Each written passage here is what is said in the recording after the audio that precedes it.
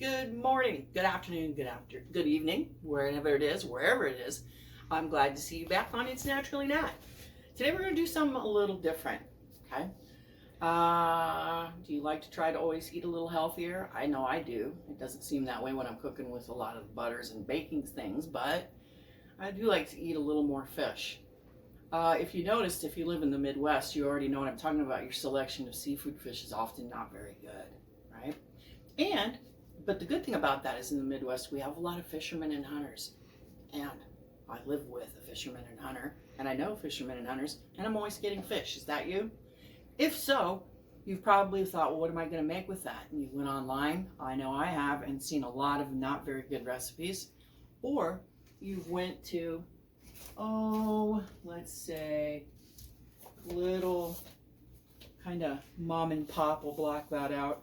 Mom and pop little cookbooks, you know, the homemade ones like this for hunting, and they're fine, but they often have recipes that use ingredients that you go, I don't know if I want to put crunched up oatmeal, whatever as a topping on there, and I don't know if I want cream of mushroom soup with my fish, right? So I got this walleye, and it's a beautiful walleye. Walleye's a freshwater fish. Walleye doesn't have, you don't have to worry about a lot of bones. Walleye doesn't have a fishy taste. That's my habit. Walleye is a good fish. If you know somebody who says, look, I brought you some fish, say, yes, thank you, I'm thrilled. When you go to, if they bring it to you cleaned, if they give it to you like this, put it in a bag, plastic baggie or two, fill it with some water so it freezes. You want the water to encompass the fish. That way you don't get freezer burned as quickly. And then you just simply thaw it out, pat it dry, and it's ready to cook. I looked at a plethora last week of recipes to use walleye, looking for something healthy, easy, and kind of a little gourmet, right? Because that's why you watch my channel. You want to find out the best ways to eat things. I couldn't find very much. So I'm experimenting today on a simple breading technique you can use on chicken or fish, and it's wonderful. I don't really have a recipe for it, but we're going to go together and I'm going to explain what I got. It's one of those you don't need a recipes. Just pay attention to the ingredients, and I'll try to link those down below along with kind of a recipe or instructions. So to make this breading, what I've got here is some basic stations. We have a seasoned flour station. Seasoned with salt, pepper, a little garlic powder, a little onion powder. We have an egg station. You want to use, in this case, I just used one egg for starters because I don't really have a recipe for this, and you don't need to either. You just need to have the main components, and then you're good to go. Here's the part that's different, okay? I don't like to use Italian breading. What I use here is a combination of panko, which are Japanese breadcrumbs. You can use any brand you want. And then I also have a plain bagged shredded cheddar like this. All you have to do... You mean Parmesan. Or excuse me, my mistake, Parmesan. And then I put the Parmesan on a cutting board. I run a knife through it to get it really into small little chunks that resemble the panko. So you kind of can't tell where the panko begins and the Parmesan ends, right? Now you're thinking, why are you using panko? Why are you mixing in shredded Parmesan? Now, when I say shredded, I mean in the bag, and I do not mean the micro thin Parmesan that you top a linguine with. I mean the big, I'll show you what the shard looks like. This kind, typically that size right here, okay?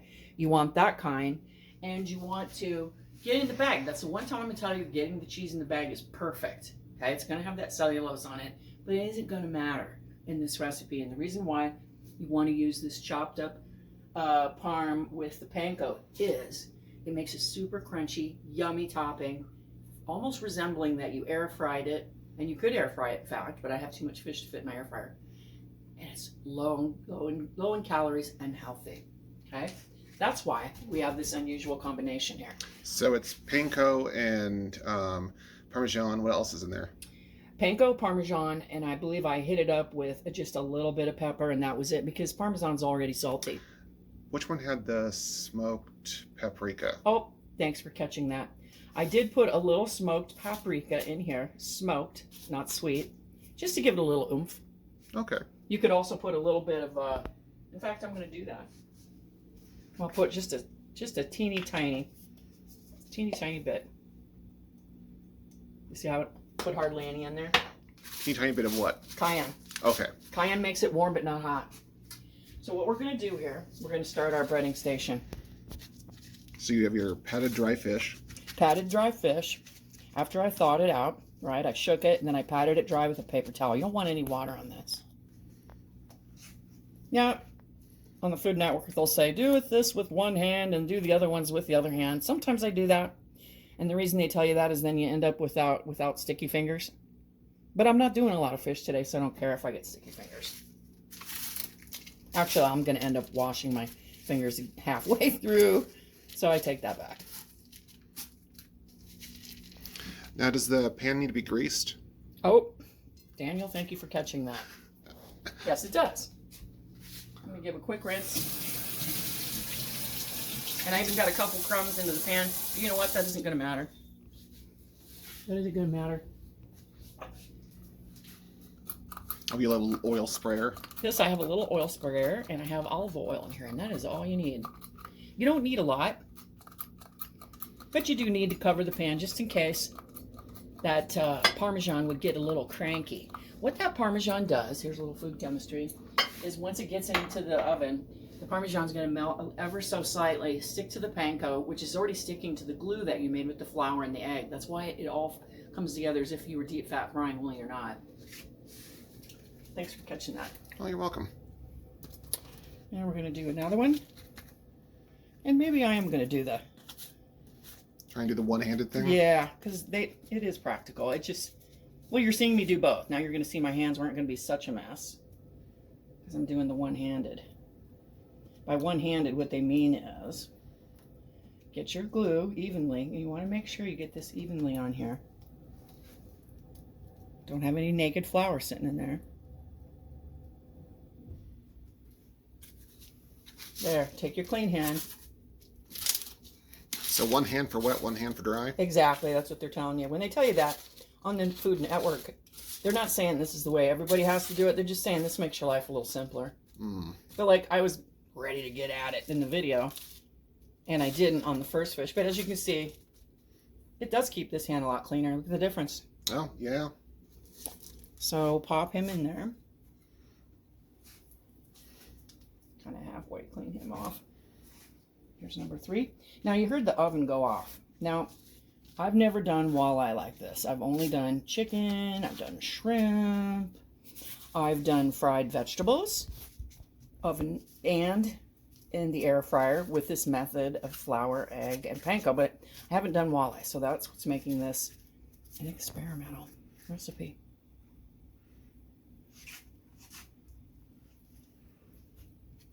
Keeping the left hand dry. Looks like that one egg was just enough for these 4. That's only because this isn't my first rodeo for doing this 3 technique. But if you are doing this and you find out you're getting low on one of these, just rinse your hands off and make some more. Like, I'm a little worried right now I might be a little shy on the panko parm. But we'll see when I lift this little boy up. We'll see how he's coated. Oh, he looks good. That still is a little low. It is a little low. Let's go ahead and let's take a look at it. I'm going to add, with my clean hand, just a little more. Let me grab that little extra sample cheese. I think that'll do it. It'll be a little short on parm. Should I? Okay, I will. Hold on just a minute. And you can see what I mean about slicing up your parm, because I'm going to show you. I only need a little bit. So I'm going to take a little handful. Probably, yeah, that'll do it. That'll be just enough for one fish fillet. So just finely dicing? I'm finely. You wouldn't call it dice. You'd call it like a mince. Mince, okay. You're just wanting to take it down so it isn't blocky. And it becomes homogeneous looking. But you don't want to skip and like use the Parmesan in a can. Absolutely not. Nope. The reason isn't aesthetic to taste so much is it won't have the melty lockiness that you need to lock all those toppings together. and to make the breading. Excuse me. So you can't just skip that step. You No, really have to. No, because it's about kind of the locking this stuff, gluing it together, if you will. And this parm melts and becomes your glue, gluing this to this.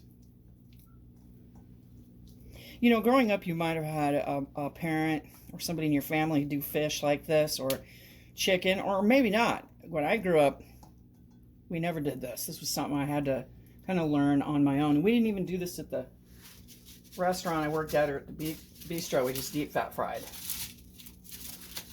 But if you can still have something be yummy and be healthier, why not?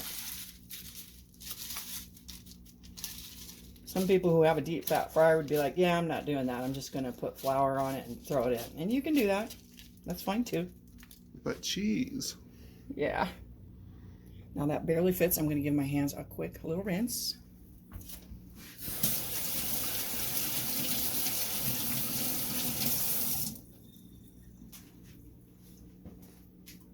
And we're going to go ahead and put this in here. I'm going to take a little bit of a guess. This is going to be, I'm going to say,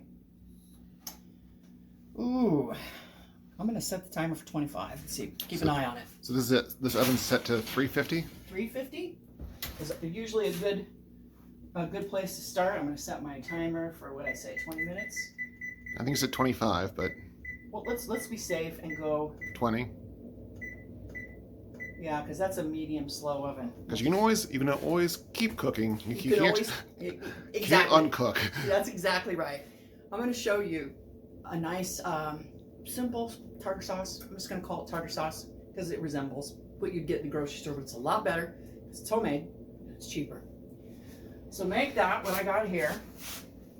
Again, you don't need a recipe. I don't even know if I'm even going to post a recipe for any of this today, because really it's all depending on the amount you want to make. You're going to make enough for 6 people, increase everything I've done. If you're going to make an amount, I always am cooking for 1 to 3 people, no more. Most of the time, just 1. So what I got here, and this is going to be shelf stable in your refrigerator. I got about a third a cup of mayonnaise. Use good mayonnaise. Don't use a house brand. I've got about a tablespoon of pickle relish in there. Sweet or dill? I'm using sweet because I'm going to also add dill, which is what I'm doing right now. Okay, so I got a little bit of both. Yep, I got sweet relish and dill in my hand. That's about a teaspoon, maybe 2 teaspoons. I like 2 teaspoons. I like mine really dilly, so I add more. This is optional. You don't have to do this. What's that? This is just a little. It's more than a pinch, about a 1/4 teaspoon. Sugar. Sugar. Yep. Okay. Then we're going to add a little bit of, this is caper brine. So not the capers themselves, just the brine. No, because you could, and I'd leave them in whole if you were making a fancier dish than this, but this isn't a fancy dish. We just want the taste. We don't want the texture. I'm going to put in a little salt. I'm going to put in just a little bit of garlic powder. I'm also going to put in a little bit. Whoop, that's okay. That's okay. A little bit much. What was that? That was a little bit of onion powder. Oh, okay. And can you just like scoop that out with a spoon if you need to? You could. I have to remember I have really big holes on that, and I didn't need to shake so hard. Right. I'm going to do a little bit of this. So lemon zest. Lemon zest with microplane. No particular amount, just whatever feels right. I'm going to say for this, I'm going to do maybe a 1/2 teaspoon. That smells so good and Doesn't clean. It? And most of the time I don't have lemon around, so the bottom line is heat, fat, acid, right? This is your acid. If you don't have this, don't run to the grocery store. Just use a 1/4 teaspoon of apple cider vinegar. I did another video about vinegars. It's going to be coming up, or maybe it's already posted. Just a little vinegar, okay? Could you just use like lemon juice if you had that on hand? That'd be fine too. I'm going to actually add some juice. just a little. I would say that is a Muscles Natalie here. I was more concerned if I got a seed in there. I don't think I did. I thought I heard a little tink, but I don't think that's, I think it was nothing. It was seed. There you go. That's what that looks like. So it definitely looks creamier than a normal tartar sauce that I've seen. Not as creamy, you said? No, it looks creamier. It is creamier. It's because I use good quality mayonnaise. I'll even give a little bit to Daniel. I'm going to do this though. I'm going to put, this is all about on you, what you think you want. I'll put a little bit more of this sweet pickle. This is time for Daniel's the taste tester. Oh no. What do you think? Wow, that's really good. That's the dill's quite strong. It's fresh and yeah, dilly. I like it dilly. Mm-hmm. Now, that will get dilly the longer you set. So if you leave this sit in your refrigerator an hour or a week, it'll be a little more dilly. If you don't want that much dill, cut back on this. In fact, you don't have to use this at all. You know, if you don't like dill, don't use it. It's still going to be good. But I would do this. If you don't use dill, I would use a little grated onion, and I would use more pickle relish. Just what I'm saying. So I'm going to put this in the refrigerator, and we'll get back to you when that fish is done. I'm back, and it's been how long, Dan? 20 minutes. 20 minutes. We're taking a look-see, and I'll tell you a few things to look for with walleye. Now, these are thick. I'll put my finger down here. See? These are a good that inch thick. That's pretty thick. Yeah. So I'm looking at it. We can see a little bit of that white come out. That's good. That shows us it's cooking. But what I don't like is I can see a little translucent here. And besides that, I want more color. So I'm actually going to give these about, keep in mind, I said it a million times, I'm in an upper elevation, so I'm going to go longer. And I'm up at upper elevation by a good 3,000, 4,000 feet. I don't know what it is exactly, but that when you're up that much higher, it makes a difference. So I'm going to go another 10 minutes, easy, maybe even 15.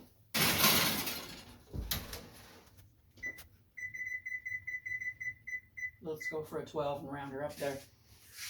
We'll see you back in 12.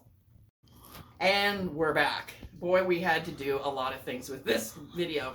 That's why I said it was experimental. We did it a first cook, I think it was of an extra, I did a total 30 minutes, right, Daniel? Yes. Then I added on another 15 minutes. That makes almost 45 minutes.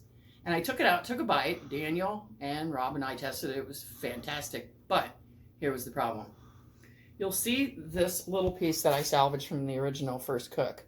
It looks good, but it's missing two things. It's not brown, and it has, Rob said, something's gummy. And I was like, well, it's not the fish. And the topping is fine, but remember, I cooked it inside of a pan on the bottom with olive oil. Problem with that is air circulation. You need air circulation to go underneath the fish to get that bottom part crispy. So what I did was unusual here. What I did was I flipped the fish upside down, put them on this rack, put them back in the glass pan they were in, and I gave them an extra, I believe 15. All right. Now here's where you get tricky. Do you want to make the fish slightly overdone, or do you really want that color? That's going to be the issue.